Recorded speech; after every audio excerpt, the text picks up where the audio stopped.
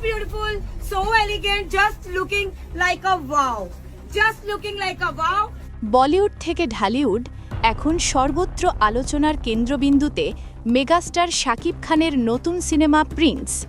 শাকিবের নতুন লুক আর দুর্দান্ত টিজার দেখে বলিউড অভিনেত্রী দীপিকা পাডুকোনও যেন মুগ্ধ। তিনি বলেই বসলেন, so beautiful, so elegant, just looking like আ ওয়াও। আবু হায়াত মাহমুদ পরিচালিত এই সিনেমার টিজারটি নেট দুনিয়ায় রীতিমতো তোলপাড় সৃষ্টি করেছে। শাকিব খানের স্টাইলিশ এন্ট্রি আর হাই ভোল্টেজ অ্যাকশন দেখে ভক্তদের উন্মাদনা এখন তুঙ্গে।